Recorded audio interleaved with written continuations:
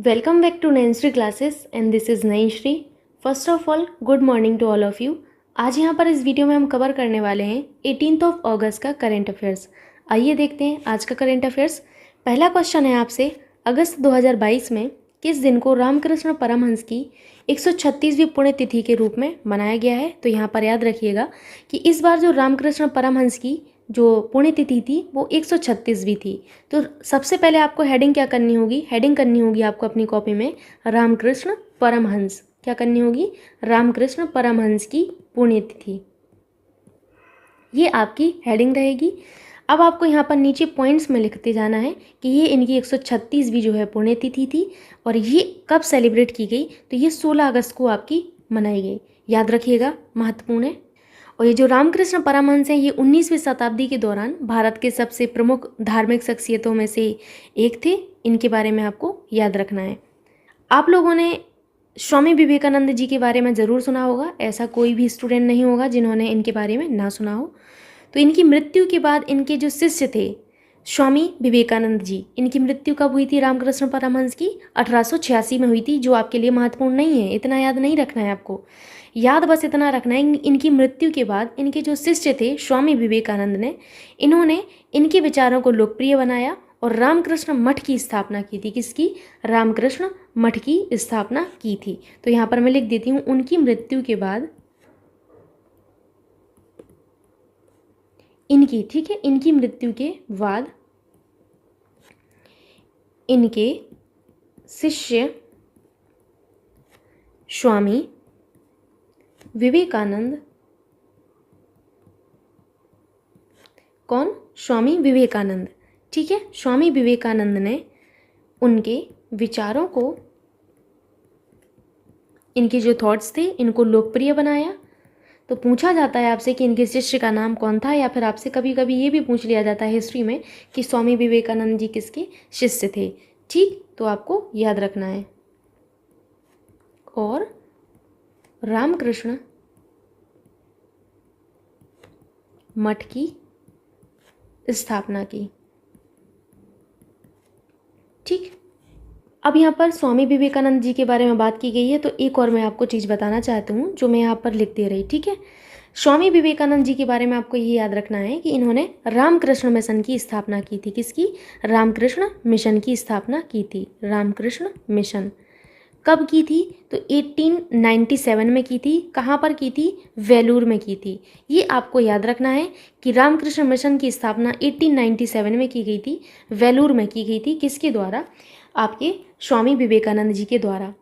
प्रमुख उद्देश्य क्या था? धार्मिक एवं सामाजिक सुधार करना। जो रामकृष्ण मिशन थे, इनका जो प्रमुख उद्देश्य था वो आपको पता होना चाहिए। तो इस तरीके से मैं यहाँ पर लिख देती हूँ उद्देश्य, आपको नीचे लिखते जाना है ठीक से। उद्देश्य इनका क्या था? धार्मिक एवं सामाजिक सुधार। धार्मिक एवं सामाजिक सुधार। ठीक, अगर आपको नहीं समझ में आ रहा है कि उद्देश्य क्या है तो एक बार मैं बोल देती हूँ। धार्मिक एवं सामाजिक सुधार करना रामकृष्ण मिशन का प्रमुख उद्देश्य था। ये आपको याद रखना है। कब की गई थी? 1897 में की गई थी स्वामी विवेकानंद जी के द्वारा। तो ये आपका रहा, आपकी जो पुण्यतिथि मनाई गई है रामकृष्ण परमहंस की, इनके बारे में। अब अगस्त के कुछ डेज जो हमने पढ़े हैं, यहाँ पर दिवस की बात की गई, पुण्यतिथि की बात की गई, इसीलिए मैं आपको यहाँ पर दिवस एक बार रिवीजन करवा देती हूँ। 1 अगस्त को हमने क्या मनाया था प्यारे बच्चों? 1 अगस्त को हमने सेलिब्रेट किया है राष्ट्रीय पर्वतारोहण दिवस। कौन सा? राष्ट्रीय पर्वतारोहण दिवस। पर्वतारोहण दिवस, ठीक। फिर हमने 6 अगस्त को क्या सेलिब्रेट किया था? 6 अगस्त को हमने सेलिब्रेट किया है हिरोशिमा डे। कौन सा? Hiroshima day. आपको सुनना है खाली, आपको ये नोट नहीं करना है। मैं बहुत बार नोट करवा चुकी हूँ, आपको सुनना है बस, ठीक है। सारे ध्यान अपना हटा दीजिए इधर उधर से, ना कमेंट पर ध्यान देना है। अभी आपको कमेंट सबसे लास्ट में किया जाता है कि लेक्चर आपको अच्छा लगा कि नहीं। बीच में आपको कमेंट नहीं करना है, बस आपको ध्यान से सुनना है, ठीक। उसके बाद आता है आपका 8 अगस्त, वेरी वेरी इंपॉर्टेंट। 8 अगस्त को हमने मनाया है भारत छोड़ो आंदोलन दिवस। कौन सा? भारत छोड़ो आंदोलन दिवस। कौन सा दिन मनाया हमने 8 अगस्त को? भारत छोड़ो आंदोलन दिवस हमने मनाया। उसके बाद हम आ जाते हैं 9 अगस्त पर। तो 9 अगस्त को हमने मनाया था विश्व आदिवासी दिवस। कौन सा? विश्व आदिवासी दिवस। जो आपको नहीं याद हो उसको एक बार आप लिख लीजिएगा कहीं पर। वैसे तो आपको लिखना चाहिए सारे दिवस को एक ही जगह, ठीक। तो हमने विश्व आदिवासी दिवस मनाया 9 अगस्त को। उसके बाद हम आ जाते हैं 12 अगस्त पर। तो 12 अगस्त को हमने क्या सेलिब्रेट किया प्यारे बच्चों? 12 अगस्त को हमने मनाया विश्व हाथी दिवस। कौन सा? विश्व हाथी दिवस मनाया। और इसी दिन हमने एक और दिन मनाया था अंतर्राष्ट्रीय युवा दिवस। कौन सा? अंतर्राष्ट्रीय युवा दिवस। आज का होमवर्क आपका है, आपको ये बताना है कि राष्ट्रीय युवा दिवस कब मनाया जाता है। हम 12 अगस्त पर पहुँच गए। अब हम यहाँ पर बात करते हैं 13 अगस्त की। 13 अगस्त को हमने क्या सेलिब्रेट किया? हमने 13 अगस्त को सेलिब्रेट किया है विश्व अंगदान दिवस। कौन सा? विश्व अंगदान दिवस, ठीक, विश्व अंगदान दिवस। उसके बाद 19 अगस्त को विश्व फोटोग्राफी दिवस मनाया जाता है। आपको यहाँ पर याद रखना है 29 अगस्त सबसे ज़्यादा इम्पोर्टेंट है, क्योंकि इस दिन हमने मनाया है राष्ट्रीय खेल दिवस। कौन सा? राष्ट्रीय खेल दिवस। कौन सा? राष्ट्रीय खेल दिवस, ठीक। 30 अगस्त को हम सेलिब्रेट करेंगे आगे चल के लघु उद्योग दिवस। कौन सा? लघु उद्योग दिवस, ठीक। 30 अगस्त को हम क्या सेलिब्रेट करेंगे? लघु उद्योग दिवस, ठीक है। तो ये आपके सारे के सारे दिवस रहे जो आपको याद रखने हैं। मूव करते हैं अभी नेक्स्ट क्वेश्चन पर। नेक्स्ट क्वेश्चन आपसे है कि 1 मिनट, इप्सोस इंडिया के एक लिखा हुआ है, एक सर्वेक्षण के अनुसार निम्नलिखित में से देश के 3 सबसे भरोसेमंद संस्थानों की सूची में शामिल नहीं है। हेडिंग क्या होगी आपकी? आपकी हेडिंग रहेगी देश के 1 मिनट, देश के आपकी हेडिंग जो रहेगी वो रहेगी इप्सोस इंडिया। इप्सोस इंडिया के सर्वेक्षण के अनुसार देश के 3 भरोसेमंद संस्थान, ठीक है। भरोसेमंद यानी कि विश्वसनीय। तो भरोसेमंद संस्थान जो हैं आपके किसके द्वारा बताए गए हैं? इप्सोस इंडिया के एक सर्वेक्षण के अनुसार। तो इन्होंने बताया है कि आपका सबसे भरोसेमंद जो संस्थान है वो है आपका भारतीय रिजर्व बैंक है। तो आपने लिख लिया, पहला है भारतीय रिजर्व बैंक, ठीक। फिर आपने दूसरा लिखना है, दूसरा कौन सा लिखना है आपको? प्रधानमंत्री कार्यालय। तो आपने लिख लिया प्रधानमंत्री कार्यालय, पूरा लिखिएगा, मेरी तरह नहीं लिखना है आपको, ठीक है। तीसरा इन्होंने क्या बताया है? तीसरा जो इन्होंने बताया वो बताया है रक्षा बल। कौन सा? रक्षा बल। तो इनकी सूची में क्या शामिल नहीं है प्यारे बच्चों? गृह मंत्रालय इनकी सूची में शामिल नहीं है, ठीक। अपार्ट फ्रॉम दिस भारत का जो सर्वोच्च न्यायालय है वो 4थे स्थान पर है। तो आपको चौथा स्थान भी याद रख लेना है अगर आपसे पूछा जाए तो। इसमें क्वेश्चन में 3 ही बात की जा रही थी, लेकिन चौथा जो इन्होंने स्थान दिया है वो सर्वोच्च न्यायालय को दिया है, यानी कि सुप्रीम कोर्ट को दिया है भारत का। उसके बाद इन्होंने जो नेक्स्ट नंबर दिया है वो CBI को दिया है। किसको? CBI को दिया है, ठीक। अगर हम बात करें इप्सोस ग्रुप की, तो इप्सोस ग्रुप जो है आपका एक बहुराष्ट्रीय बाजार अनुसंधान और परामर्श फर्म है। ये आपके लिए महत्वपूर्ण नहीं है, आपके लिए जो महत्वपूर्ण है वो मैं आपको बता देती हूँ। महत्वपूर्ण है इप्सोस जो आपका ग्रुप है, इप्सोस ग्रुप का जो हेडक्वार्टर है वो कहाँ पर है? तो हेडक्वार्टर आपको याद रखना है पेरिस में है। कहाँ पर है? पेरिस में है, ठीक। इतना बस आपके लिए महत्वपूर्ण है जो कि आपको याद रखना है। अपार्ट फ्रॉम दिस यहाँ पर मैं एक चीज़ आपको बताना चाहती हूँ भारतीय रिजर्व बैंक के बारे में। हालांकि मैं आपको कुछ दिन बाद इकोनॉमी पढ़ाऊँगी, लेकिन अभी थोड़ा सा मुझे आप टाइम दीजिए, क्योंकि मैं एक दिन में 3 वीडियोज़ आपको दे रही हूँ और ये बहुत बड़ी बात होती है एक दिन में 3 वीडियोज़ देना। कभी आप सोचना कि किस तरीके से मैं वीडियोज़ बनाती होंगी, 3 वीडियोज़ को कैसे मैनेज करती होंगी, तो आपको समझ में आएगा। अपने स्थान पर कभी मुझे रख के देखिएगा तो शायद आप समझ पाएँ। वो सभी चीज़ें मुझे भी करने को मन करता है जो आप लोगों को करता है, लेकिन यहाँ पर मेरे पास बिल्कुल भी समय नहीं होता है। तो थोड़ा सा आप लोग मुझे समय दीजिएगा तो मैं इकोनॉमिक्स भी आपको कवर कराऊंगी, लेकिन बस आप टाइम दीजिए थोड़ा सा, ठीक। तो वहाँ पर मैं आपको बैंकिंग सिस्टम पढ़ाऊंगी जहाँ पर आपको सारी चीज़ें समझ में आएंगी। यहाँ पर मैं आरबीआई के बारे में आपको ये बताना चाह रही थी कि आरबीआई की जो स्थापना है वो कब की गई थी। तो अब तक आप लोगों को याद हो जानी चाहिए आरबीआई की स्थापना, क्योंकि मैं हर वीडियो में बताती हूँ आपको जब भी आरबीआई का जिक्र होता है तब। इनकी स्थापना 1 अप्रैल 1935 को की गई थी। कहाँ पर? कोलकाता में की गई थी। अगर हम बात करें इनकी हेडक्वार्टर की, तो आरबीआई के जो हेडक्वार्टर हैं वो हैं मुंबई में। अगर नहीं याद है तो लिख लीजिए, और अब आपको याद हो जाना चाहिए। और आरबीआई के जो 25th गवर्नर हैं वो शक्तिकांत दास जी हैं। आई थिंक इनफ है क्वेश्चन के लिए इतनी इन्फॉर्मेशन। मूव करते हैं अभी नेक्स्ट क्वेश्चन पर। नेक्स्ट क्वेश्चन आपसे है 1 मिनट। मैं इसको थोड़ा छोटा कर देती हूँ क्वेश्चन को। अभी आपको सारे ऑप्शन दिख रहे होंगे। हाँ, अभी दिख रहा है आपको सारे क्वेश्चन। तो अभी क्वेश्चन को हम लोग रीड करते हैं। अगस्त 2022 में 75 लैप आज़ादी का अमृत महोत्सव आयोजित करने के लिए सैन डियागो पहुंचने के बाद किस भारतीय नौसेना जहाज ने एक कीर्तिमान बनाया है? ये आपका एक इम्पोर्टेंट क्वेश्चन है और अच्छा क्वेश्चन है। क्वेश्चन को फिर से पढ़िए। अगस्त 2022 की बात है, जिसमें आपके 75 लैप आज़ादी का अमृत महोत्सव आयोजित करने के लिए सैन डियागो, कहाँ पर? सैन डियागो पहुंचने के बाद किस भारतीय नौसेना के जहाज ने कीर्तिमान बनाया है? ठीक, तो आपको यहाँ पर याद रखना है INS सतपुड़ा। कौन? INS सतपुड़ा। कौन सा? INS सतपुड़ा। ठीक, अगर हम बात करें INS सतपुड़ा की, किसकी? INS सतपुड़ा की। तो INS सतपुड़ा के बारे में आपको कुछ चीज़ें याद रखनी है जो मैं आपको बता देती हूँ कि ये कब आपका लॉन्च किया गया था INS सतपुड़ा। तो ये जो है आपका 4 जून, हो सकता है आपसे ये पूछ लिया जाए क्योंकि सतपुड़ा न्यूज़ में रहा, तो आपको ये याद रखना पड़ेगा कि कब लॉन्च किया गया था। 2004 में लॉन्च किया गया था। 4 जून भूल जाइए, नहीं याद करना है आपको 2004 याद रखना है। ठीक, जो याद रखना होता है वो मैं आपको ऑलरेडी बता देती हूँ, बाकी आपको ज़्यादा परेशान होने की ज़रूरत नहीं है। अगर हम बात करें लंबाई की, तो लंबाई अगर याद रख पाएँ तो अच्छी बात है, अदरवाइज़ कोई बात नहीं। ठीक है, इतना महत्वपूर्ण नहीं है, बस मैं आपके जनरल नॉलेज के लिए थोड़ी चीज़ें बता देती हूँ। नेक्स्ट क्वेश्चन आपसे है कि किस राज्य सरकार ने अगस्त 2022 में राज्य के सरकारी कर्मचारियों के महंगाई भत्ते में 3% की वृद्धि की घोषणा की है? आपका हेडिंग क्या रहेगा? तो हेडिंग रहेगा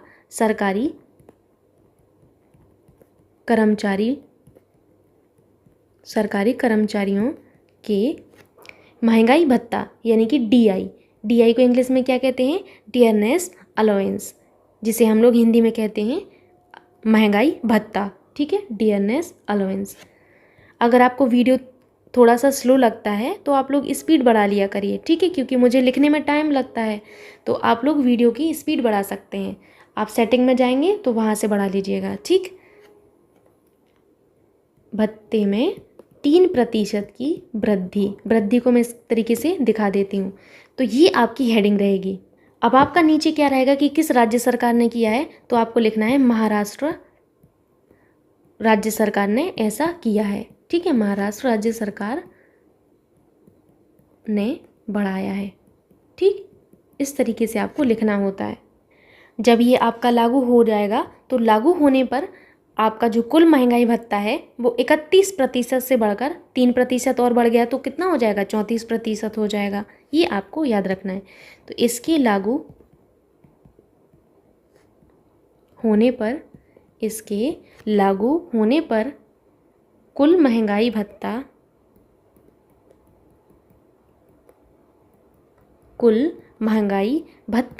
31% से बढ़कर 34% हो जाएगा। 34% हो जाएगा। ये आपको याद रखना है। अगर हम बात करें महाराष्ट्र की, तो महाराष्ट्र में आपको याद रखना है कि महाराष्ट्र के जो गवर्नर हैं, गवर्नर कौन है? भगत सिंह कोश्यारी। कौन है? भगत सिंह कोश्यारी जी, कोश्यारी। ठीक, अगर हम बात करें यहाँ के मुख्यमंत्री यानी कि CM की, तो एकनाथ शिंदे जो है यहाँ के CM है। कौन है? एकनाथ शिंदे। महाराष्ट्र की जो कैपिटल है वो कहाँ है? मुंबई। तो ये आपको याद रखना है इतनी चीज़ें। मूव करते हैं अभी नेक्स्ट क्वेश्चन पर। नेक्स्ट क्वेश्चन आपसे है कि किस केंद्रीय मंत्री ने घोषणा की है कि अगस्त 2022 में गंगा और उसकी सहायक नदियों की सफाई के उद्देश्य से परियोजनाओं के लिए 30,000 करोड़ रुपए मंजूर किए गए हैं? तो आपको उन केंद्रीय मंत्री जी का नाम बताना है जिन्होंने अगस्त 2022 में गंगा और गंगा की जो सहायक नदियां हैं इनकी सफाई के उद्देश्य के लिए, परियोजनाओं के लिए इतने करोड़ रुपए, कितने 30,000 करोड़ रुपए को मंजूरी दी है। हेडिंग क्या होगी आपकी हेडिंग होनी चाहिए गंगा और उसकी सहायक नदियों की सफाई के उद्देश्य से परियोजना। फिर आपको नीचे लिखना है कितने ऋण की मंजूरी दी गई है। फिर आपको नीचे लिखना है कि घोषणा किसने की है, तो घोषणा गजेंद्र सिंह शेखावत ने की है। किसने? गजेंद्र सिंह शेखावत जी ने की है, ये आपको याद रखना है। ठीक है, अगर हम बात करें गंगा की, गंगा और उसकी सहायक नदियों की, अब यहाँ पर जिक्र आ गया है तो एक बार देख ही लेते हैं कि गंगा की सहायक नदियाँ कौन सी हैं। तो एक सहायक नदी जो आपको याद होगी आई थिंक इन यमुना, तो यमुना तो आपको पता ही होना चाहिए, जो कि गंगा की सबसे बड़ी सहायक नदी है। यमुना, रामगंगा, कौन सी? यमुना, रामगंगा, गोमती, गोमती, घाघरा, घाघरा, गोमती, घाघरा, सोन, गंडक, गंडक, और कौन सी है? और है आपकी बूढ़ी गंडक,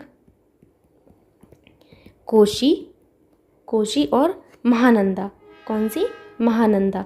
इतनी नदियाँ आप लोगों को याद रखना है, गंगा है और उनकी सहायक नदियों के बारे में याद रखिएगा, महत्वपूर्ण है।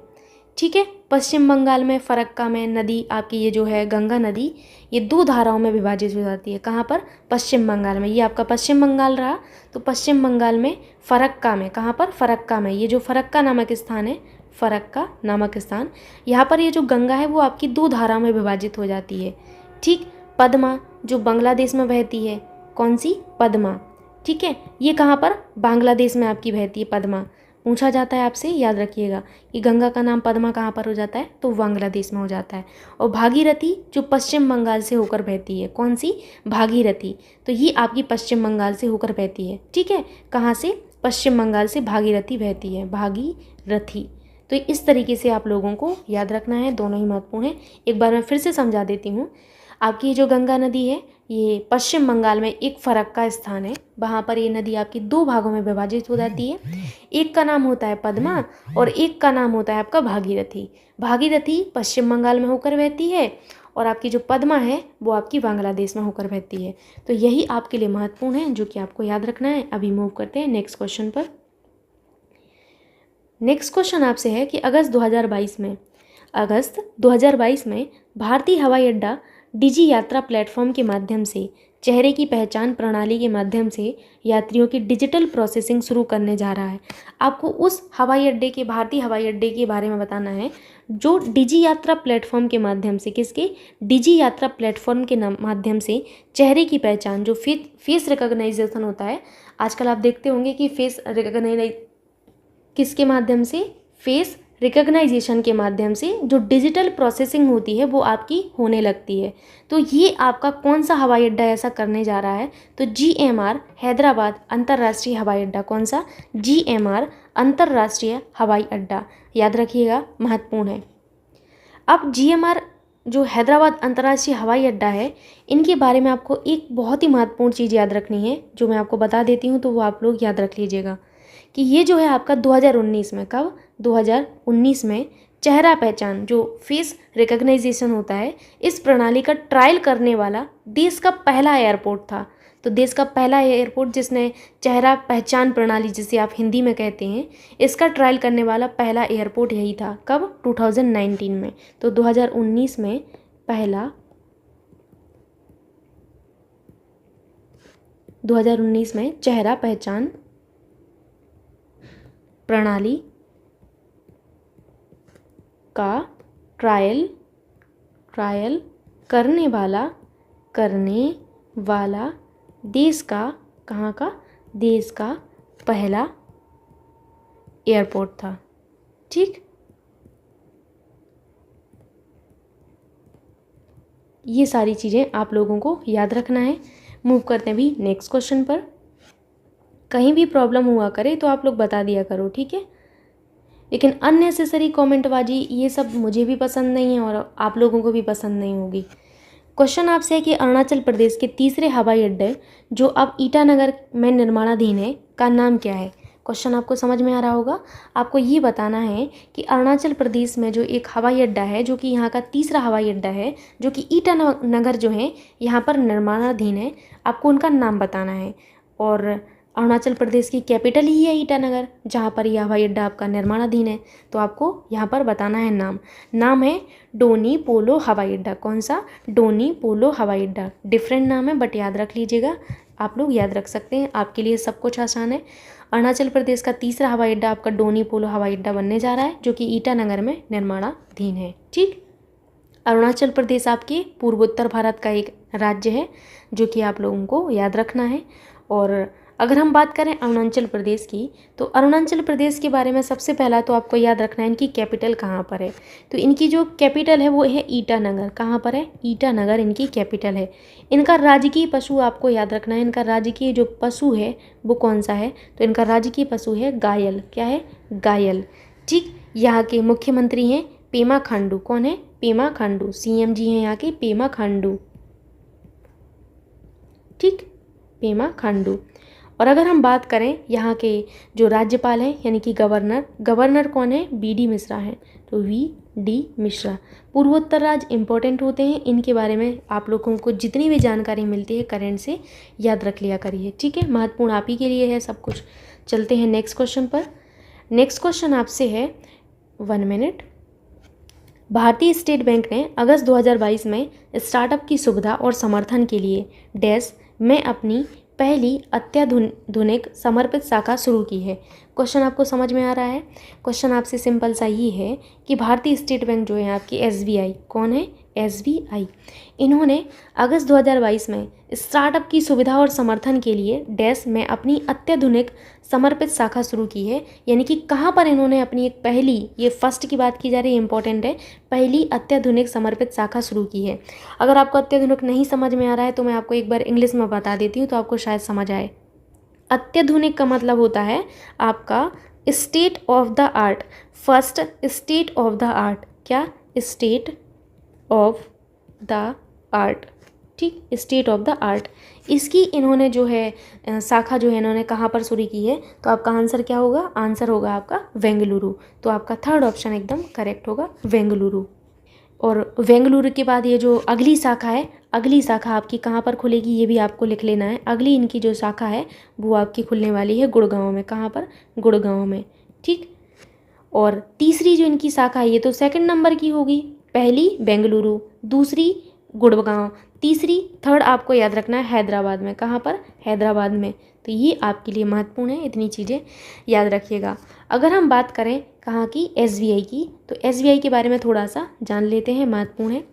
SBI की बात करें तो SBI की स्थापना कब हुई थी? SBI की स्थापना हुई थी 1 जुलाई। कब हुई थी? 1 जुलाई 1955 को हुई थी। ठीक है, हेडक्वार्टर इनके कहाँ पर है? तो इनके हेडक्वार्टर आपके मुंबई में है। और अगर हम अध्यक्ष की बात करें कि इनके अध्यक्ष कौन है, तो SBI के अध्यक्ष वर्तमान में दिनेश कुमार खारा हैं। कौन है? दिनेश कुमार खारा। दिनेश कुमार खारा जी हैं। ठीक, ये आपके लिए महत्वपूर्ण है, याद रख लीजिएगा। अभी मूव करते हैं नेक्स्ट क्वेश्चन पर। सो नेक्स्ट क्वेश्चन आपसे है, डैश ने अगस्त 2022 में एक अखिल भारतीय अभियान शुरू किया है जिसे ऑपरेशन यात्री सुरक्षा के नाम से जाना जाता है। आपको ये बताना है कि किसने अगस्त 2022 में एक अखिल भारतीय अभियान जो है इसकी शुरुआत की है जिसको ऑपरेशन यात्री सुरक्षा के नाम से जाना गया। ये बहुत इंपॉर्टेंट क्वेश्चन है। तो भारतीय रेलवे सुरक्षा बल ने, किसने? RPF, भारतीय रेलवे सुरक्षा बल, जिन्हें आप RPF कहते हैं, RPF ने आपका एक अखिल भारतीय अभियान शुरू किया है जिसे ऑपरेशन यात्री सुरक्षा कहा गया। इतनी चीज़ें आप लोगों को याद रखना है। अगर हम बात करें रेलवे सुरक्षा बल RPF की, तो इनकी स्थापना कब हुई थी? तो इनकी जो स्थापना है, स्थापना इनकी की गई थी 1959 में की गई थी। इनके जो महानिदेशक हैं वो कौन है? तो महानिदेशक आप लोग याद रख लीजिएगा कि इनके जो वर्तमान महानिदेशक हैं वो संजय चंदर हैं। कौन है? संजय चंदर। ठीक, सो मूव करते हैं अभी नेक्स्ट क्वेश्चन पर। नेक्स्ट क्वेश्चन आपसे है, 1 मिनट, आपको अभी क्वेश्चन नहीं दिख रहा होगा, अब आपको दिख रहा होगा क्वेश्चन है आपसे, अगस्त 2022 में केंद्र और national bank for financing infrastructure and development board के प्रबंध निदेशक के रूप में किसे नियुक्त किया गया है? ये आपका एक न्यू अपॉइंटमेंट है। तो जहाँ पर आपने अपॉइंटमेंट्स लिखे हैं वहीं पर आप इनको भी इंक्लूड कर लीजिएगा। आपको क्या लिखना है हेडिंग, केंद्र और national bank for financing infrastructure and development board के नए प्रबंध निदेशक, जिन्हें आप एमडी कहते हैं, मैनेजिंग डायरेक्टर कहते हैं, कौन है, तो राज किरण राय जी बने हैं। कौन, राज किरण राय जी, इनको हाल ही में अपॉइंट किया गया इस पद के लिए। तो आप लोगों को इतना याद रखना है, ठीक। केंद्र और national bank for financing infrastructure development board जो हैं, इनको कहा जाता है NABFID। ई स्मॉल ही रहता है, अदरवाइज़ आप लोग डाउट में हो जाएं। और सबसे पहले तो यही आप लोग बोलते हैं कि गलत पढ़ाया है आपने, एक बार आप लोग थोड़ा सा चेक कर लिया करिए। तो NA कैपिटल में, फिर B है, फिर F है, फिर I है, फिर D है। तो यहाँ पर एक बार मैं इसका पूरा नाम बता देती हूँ, आपको याद रख लीजिएगा आप लोग। वैसे तो इनका नाम सेंट्रल से शुरू है, the central and the board of national bank for financing infrastructure and development, ठीक है। तो ये आपको यहाँ पर इनका नाम याद रखना है। अगर हम बात करें NABFID की, तो इनका जो हेडक्वार्टर है वो कहाँ पर है, इनका हेडक्वार्टर है आपका मुंबई में। कहाँ पर है, मुंबई में इनका हेडक्वार्टर है, ठीक।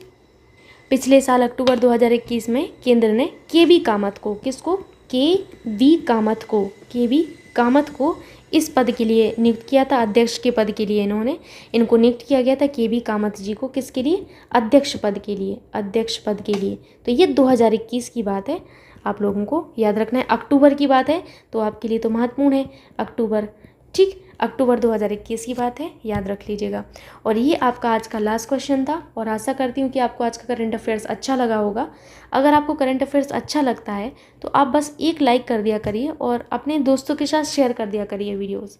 बाकी अपनी पढ़ाई करिए। Thank you so much.